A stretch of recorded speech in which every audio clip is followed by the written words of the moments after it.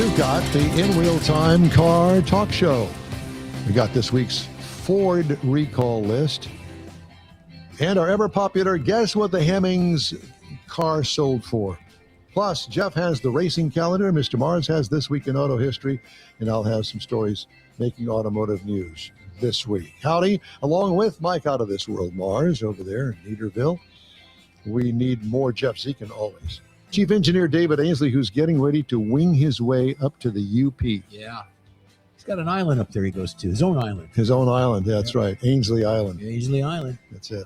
I'm Don Armstrong. Glad you could join us on this Saturday for our live show.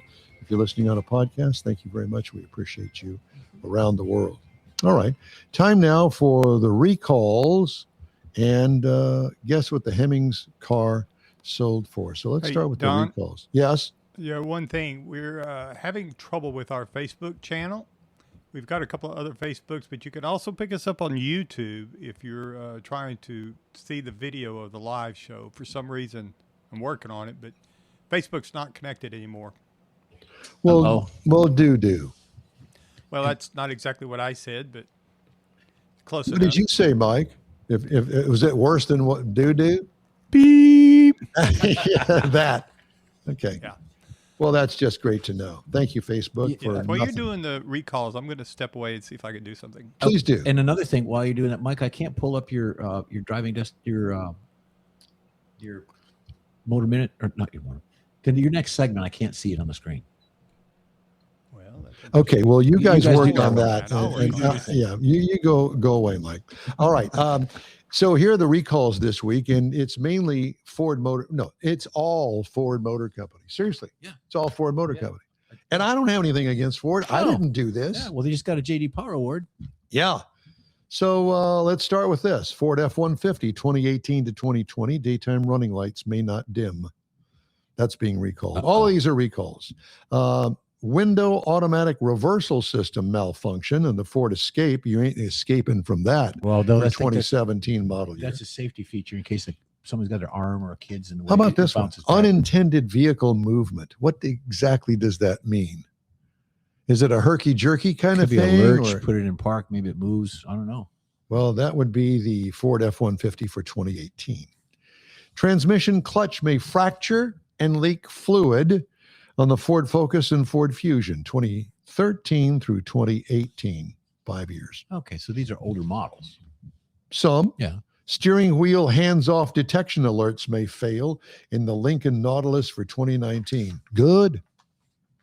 Unexpected downshift can cause loss of control in the F-150 for 2014.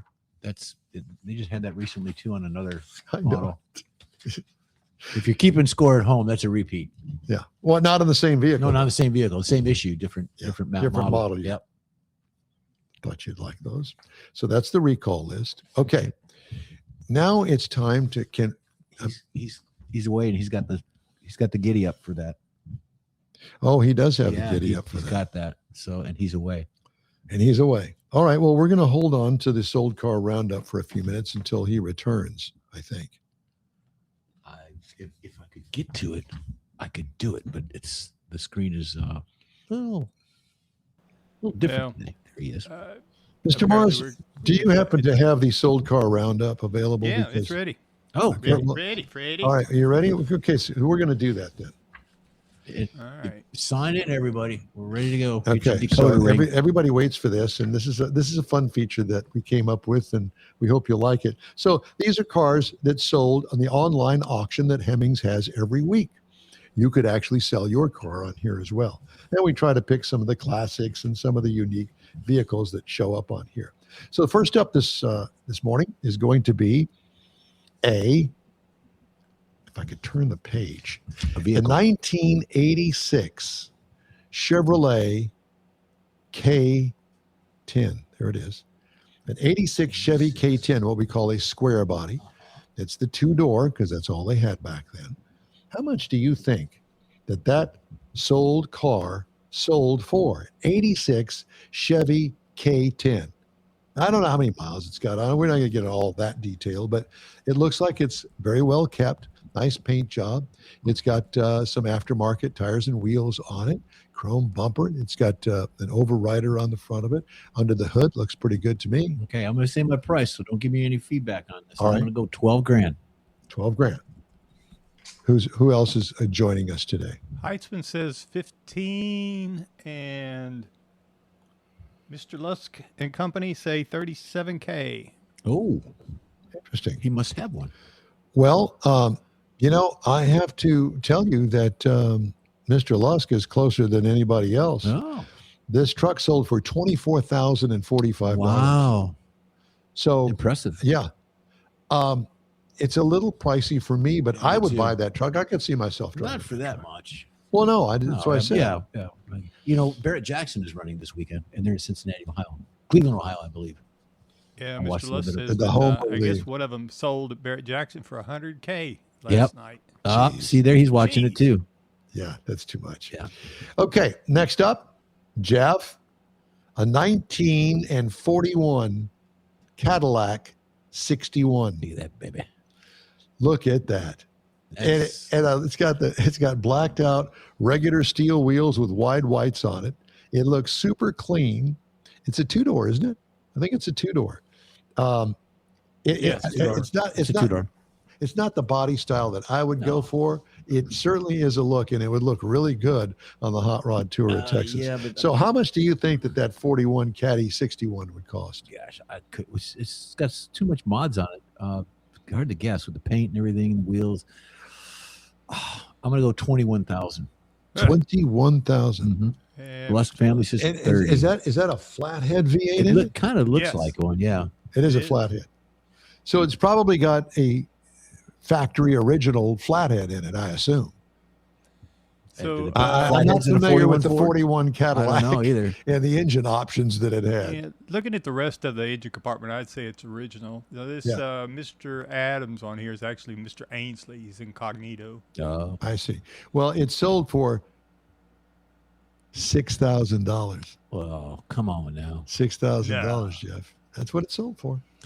I could see that. Yeah, Wow. 'cause it's. Yeah, I could see that. It's just It's a little bit too much. I think that I would tone it down a little bit. Exactly. I think that I'd put Exactly. me some, Krager SS's on or something on it and I'd get the. go a little bit milder than that. Looks more gaudy. All right. Well, Next it's up. not real popular. Right. Next up is the 1986 Chevrolet Monte Carlo. It's had some mods to it. That's certainly not a stock hood, I don't think. Would you agree with that? Yeah, I would say so. Yeah. Yeah, it's clean looking. It's nice looking, I think. I think, I'm not big on oversized wheels in the back, but whatever the case may be. 96? 86. 86. Okay, I'm going to go 12 You got grand the- again. Velour interior. I could do velour. I'm wearing velour right now. Yeah. We got Underwear. one at 17 from the Lusk family. Yeah. Mr. Lusk. Anybody else? I think they're in shock. On the 41 Caddy. There's Yeah, the probably. probably. So this car sold for Oh, $15,225. there you go. See, now I would do that. I would do that. I'd change the hood. The problem is, and here's my problem. Back in the day, I bought a 1957 Chevrolet pickup truck. Had lots of modifications on it. It was a rust bucket. I mean, it was rusting through in the cab, and it wasn't perfect. It was okay. It was turd brown, and I didn't really care about that. Had an extra gas tank in it. I didn't care about that. Had an air conditioning system hanging underneath the dashboard. I didn't care about any of that. I was just looking for an extra ride. But I've wound up spending more time getting the thing and keeping it running on the road because I was working on the Corvette at the time. So that was something that you got to keep in mind when you get one of these cars. All right, next up, the number 4 car is a 2005. What did you? Oh, you sold it for 7. Yeah, you're at 20. Never mind. Go ahead. This is a 2005 Chevrolet SSR. And in 2005, when this came out, we thought, wow, that is really cool. And they had to bring out tooling that they used on the 1950s pickup trucks to make those fenders and those curves in it, which I thought was different and Give you interesting. $1. Once I drove it, it was unimpressive. It has a hardtop convertible roof that folds down into behind the seat. I'll give you 19 for it, and that's too much. 19. I have a friend of mine that has one, and good luck on that. The engine is weak. It has no power whatsoever, but it looks cool. This shows an Indy 500. Did it ever pace the Indy 500? I don't know. I think it Got did an with the Indy- logos. Yeah. Anyway, how much did it sell for? We got one at 34,000. Yeah. Mr. Lusk, and then Mr. Ainsley apparently is not very impressed. You know, I'm kind of leaning towards David there, but I said 19, and that's a little high. And It's my book. Mr. Heitzman, where did Jeff go? 29. Ooh. Let me just say this. It sold for $42,000. Oh, Lord. All I can think of is if this is a pace truck, it must be an original, and it must be low miles, and it must be worth $42,000. No, thank you. I wouldn't pay anywhere near that. Don't like the color. Yeah, it's not for me. Well, All right, next up. Got A the big nine- logos on the door. Yep. Okay, next up, a 1966 Ford Bronco. Oh, boy. Now, you know, Ford didn't spend a lot of money on this thing when they built it. It was to compete against the Jeep Wrangler. And this is a 66 model. I know that they're hot right now with the ones that are left that are decent. This, I think, has had a complete restoration, if that's any tip-off Yeah. into how much All right. that this car sold for. I opened my wallet. A moth flew out of it, and I'm going to go 50 grand. 50,000. Anybody else? Mr. Lusk thinks a little bit more of it. He's up at 78. Yeah. But also, I didn't gonna be know high. if they were. Spit it out, Mike. Well, I had something pop up on blocked in my deal, and I couldn't see what I was looking for, Mr. Heitzman there. 9 grand And for then, my. but there's also a company that's building these brand. Yeah, I know. Yeah. I know they are. And they charge an arm and a leg. And guess what? This one sold for the arm and 2 legs at $141,750. The Lusk family and I are going to put our money together, and we're going to buy it. Yeah, I wouldn't. I wouldn't either.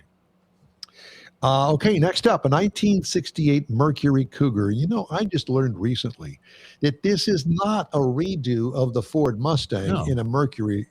No, It's a separate. it's a completely separate Yeah. car, and you can't interchange the parts. I think they tried in the beginning. They tried to do that, but a friend of mine had a Cougar. Loved that car. It's a big car. It's a It's sporty, much bigger. it's You a put sporty it- fast car. You put it next to a Mustang, and it's big. It had a 390 in it. Oh my God! And So it what was do a you high think- school kid driving it. So I think that you might be interested in this. I would love that car. Okay, so 68 Mercury Cougar. How much did it sell for? I'm going to say 32 grand. 32. Yeah. Okay. Anybody else? The Lusk family says. David says how much? 21,000. 20. He said what? 21. Yeah. Yep. And then Mr. Ainsley is at 25. Okay. Heitzman's bumping up it to 31. And Mr. Skelton, 22. Nine. Well, guess what? no. I think George may win this because it sold for $20,160. Oh, wow. I'd buy it. Now that would be a car to buy. It would. And look at Yeah, the compared to what the Mustangs are running, I would definitely think that's a buyer. the door seals look good on it. Door seals. And you look at the radiator. That's not a factory radiator. No, it's So it's pretty got new. some work. Yeah, Wires, it's all got that. engine work Oh, on it. yeah. It's got The look at spark wheels plug look wires pretty and all. pretty original. It's a driver. It Yeah, looks like. that's a nice car. Yeah, It's like a fun nice car. car. Red's a little bright, but it's okay. We'll do that. You know what? Did I? Don's No, got here some they are. tennis shoes that'll match it. Okay, now I got a couple of here, 40 Fords. Well, the first one is a 40 Ford. Okay, 40 Ford Deluxe. This looks like it's a complete stock car, I guess. Wide whites, hubcaps, beautiful paint job. If you're into this style of a car, that would have been like this is the Ford Deluxe now. This is like the businessman's Business, coupe. business man. Businessman. What do you think that sold for? Yeah, boy, oh boy. I'm gonna go 32. 32. Yeah. Okay. 32. Anybody else? Someone says hello. Yeah, I think here's Mr. Lusk is 19K. He's probably closer. Well, let me say this. Heisman's at 50.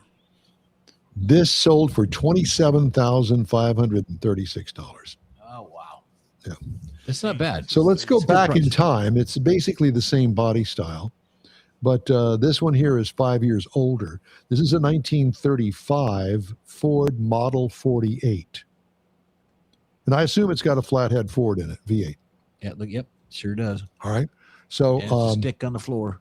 and how much do you think that this thing sold for? Well, it's got a 3-speed on Yeah, the floor, right? I'm gonna stick with my 32, 32. Okay. even though it's older, 5 years older. That doesn't make a difference. Same body style. Man, back in the day, they used that body style at the racetrack over at Meyer Speedway. Okay, we got a 35 bid in there. 35. This sold for $22,570. Wow. And this has the tilt-out windshield as opposed to the cowl. Yeah, you can Air see that intake. in the picture. Yep. And so, they made some modifications. This also has the standalone headlights as opposed to the 40 model that incorporated headlights into the front fender. Wonderful. So $22,575 is what it went for. $22,575. Everyone that's bid on this has been pretty close. They've been winning Yeah. a couple grand on that, Yeah. a few $1,000, Except for which that is good. Bronco. Well, the Bronco was a ringer. Freak. That was a ringer. Yeah, that ringer, yeah. All right, well, thanks for playing. We'll play it again in a couple of weeks. Next week, if you haven't heard, it's going to be a best of show while we take the 4th of July So off. with the best of, there's just nothing but my segments is the best of. Is that what it is? Absolutely. Tune in. That's right. Well, here, I'll just go ahead and leave now. There you go. All right. Well, he's gone. Let's do this. All right. As I mentioned, next week, 4th of July holiday, the boys and I are taking their rare day off, but you'll be blessed with the best of In Wheel Time, Car Talk, 10 to noon Central Time. Listen, watch, YouTube, inwheeltime.com, Facebook, if they're up and running. If you miss it, you'll be able to catch a connect through a podcast from your favorite podcast channel anytime. We're going to take a quick break. We'll be back right after this. The Tex-Mex dining experience is defined by Lupi Tortilla, your destination for Texas's best beef fajitas and frozen margaritas. Since 1983, Lupi Tortilla has served authentic and time-tested recipes made with the freshest ingredients. Atmosphere is part of the award-winning experience at Lupi Tortilla, all developed in a little house near Highway 6 and I-10 in Houston. Visit any of the Lupi Tortillas and you'll see the same attention to detail in each and every location. Start your Lupi experience with queso flamiado and guacamole, along with a classic frozen margarita. Dine on famous Lupi beef and chicken fajitas or pepper shrimp brochette, or a fish or vegetarian entree, and finish with a scrumptious flan for dessert. Find Lupi Tortilla in Houston, College Station, Beaumont, Austin, San Antonio, and Dallas-Fort Worth. There's a Texas location near you. The recipes are authentic and time-tested. The ingredients always fresh. Lupi Tortilla. Eats pretty good.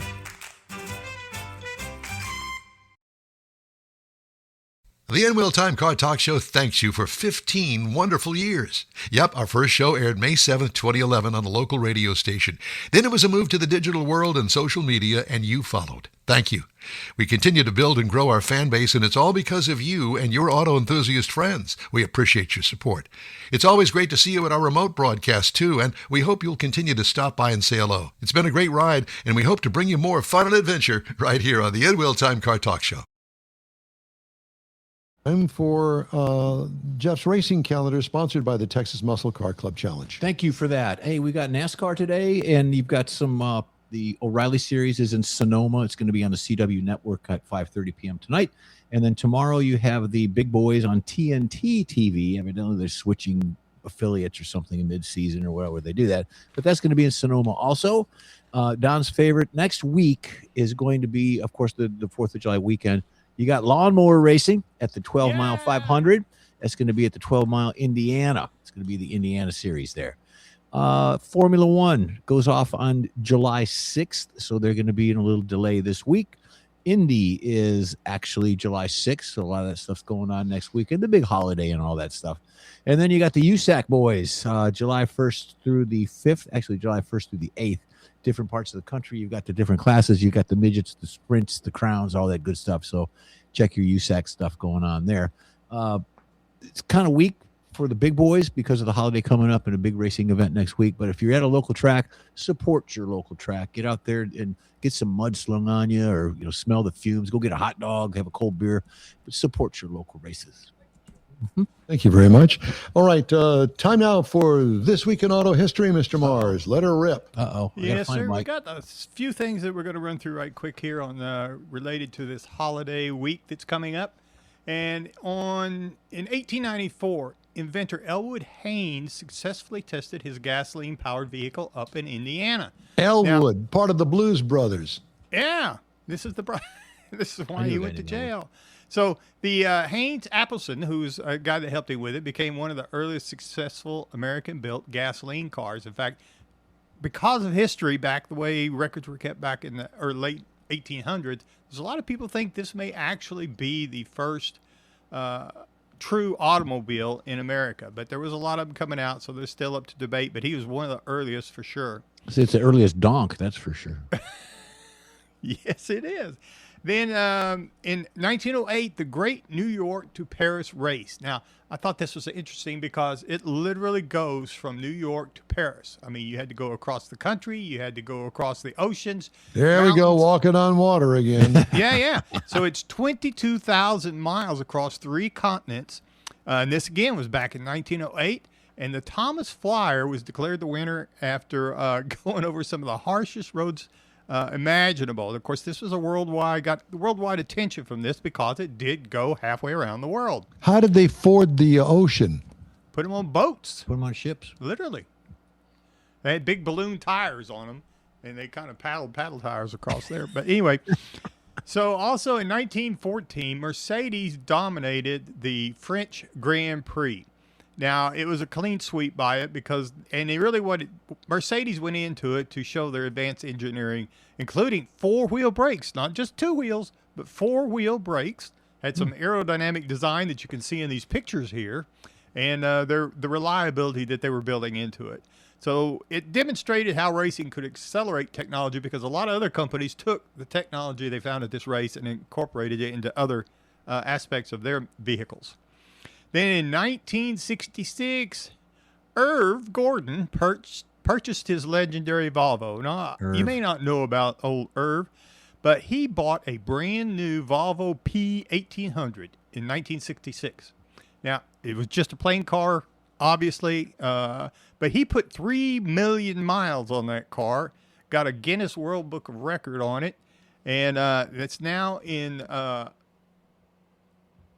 the museum, a Volvo museum, and that is the vehicle with 3 million miles on it by one person driving one car. Wow. He got his use out of that one. I saw the story on that. That was good.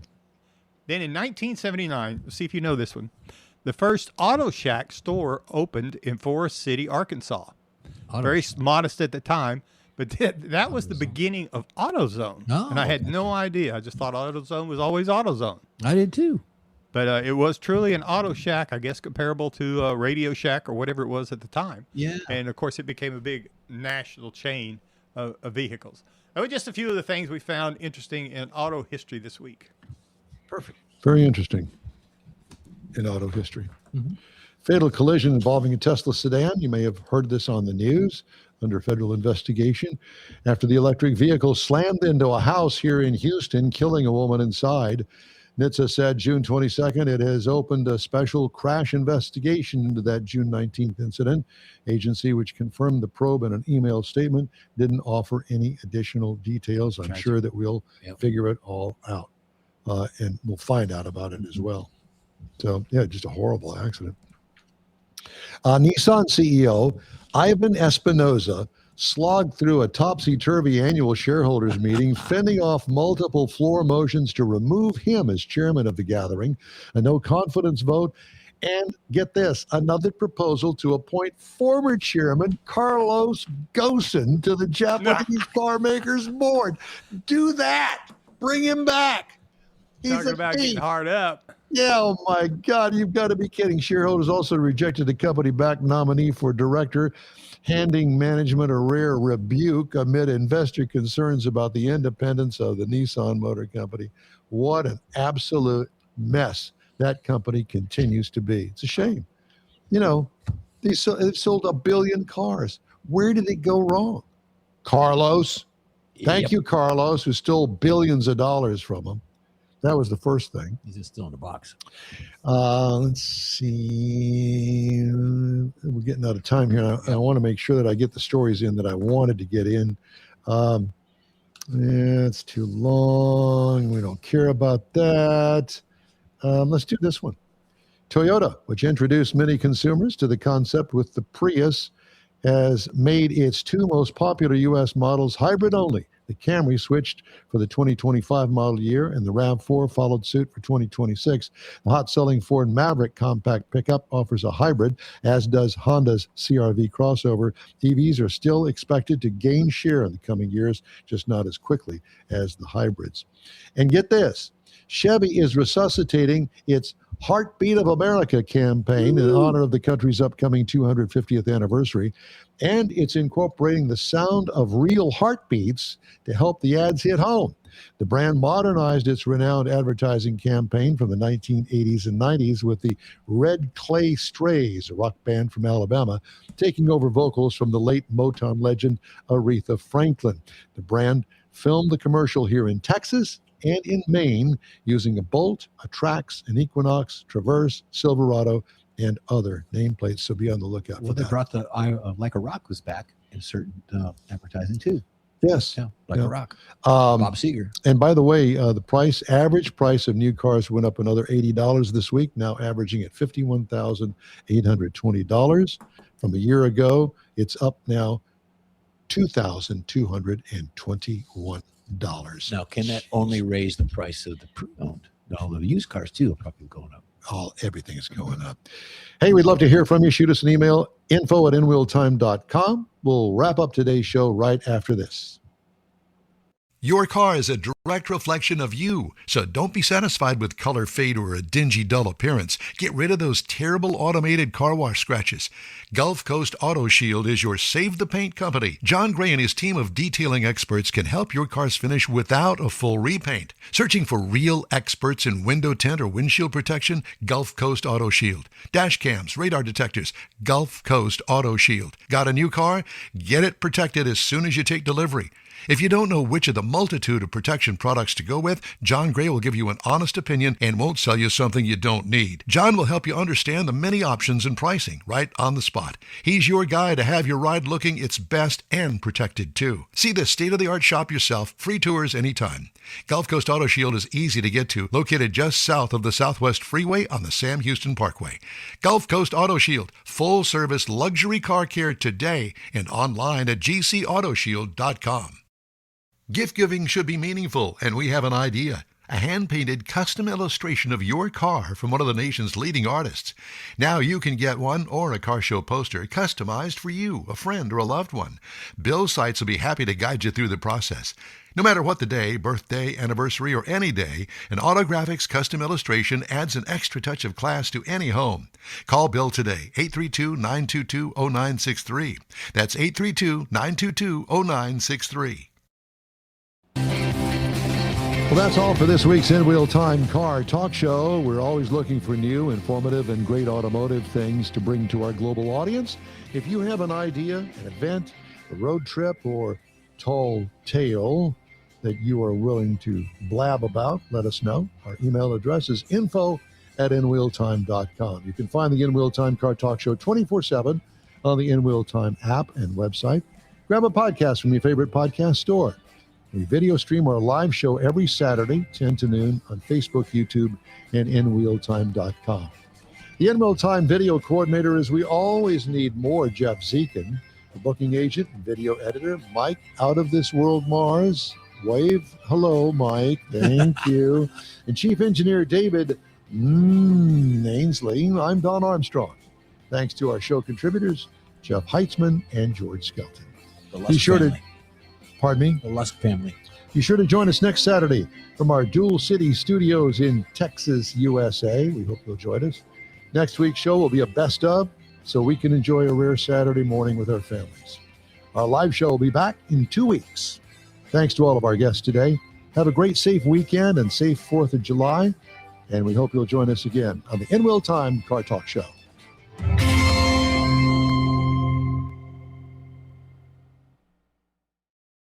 That's it for this podcast episode of the In Wheel Time Car Show. I'm Don Armstrong, inviting you to join us for our live show every Saturday morning on Facebook, YouTube, Twitch, and our InWheelTime.com website. Podcasts are available on Apple Podcasts, Spotify, Stitcher, iHeart Podcast, Podcast Addict, TuneIn, Pandora, and Amazon Music. Keep listening, and we'll see you soon.